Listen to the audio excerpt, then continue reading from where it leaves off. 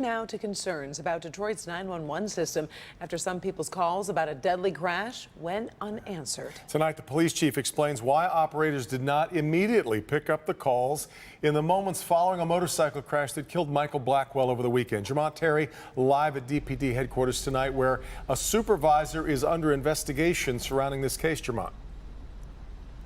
That is correct, Devin. And there are a lot of questions about what happened, and the looming concerns are about what did not take place. As you mentioned, we know that one supervisor is under internal investigation, or they started an investigation because of his actions. And DPD, they're also providing an outline about why the operators did not pick up the phone immediately.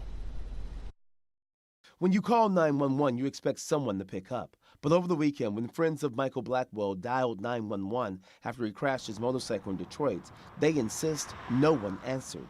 You expect a human to answer the phone. Yes, not a recording that tells you that no one's available right now. Yeah, the recording did greet Blackwell's friends and other 911 callers in Detroit Saturday night. At the time of the crash, Chief James Craig says 54 emergency 911 calls came into the dispatch in 15 minutes, and that forced the system to go into a recorded prompt. Blackwell's friends admit they kept calling every time the recording picked up. The same person kept calling back, and in doing so, it went to a voice prompt. Chief Craig says in extreme circumstances, when the prompt picks up, all callers should stay on the line. If they hang up and call back, they go to the end again, if that makes sense. So we want to make sure that the community knows that if you run into a situation where you go into a voice prompt after dialing 911, stay on the line. In this case, the family argues a police car drove by while they were in distress. And seen the whole incident and just kept going. I don't have the answers yet as to why the supervisor didn't stop.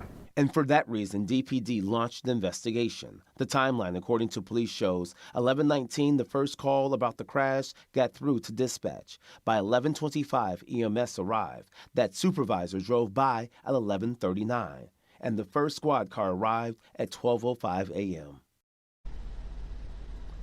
And a major part of that internal investigation is to determine exactly why the supervisor, despite seeing the scene, did not stop and even get out of his car and see what was going on.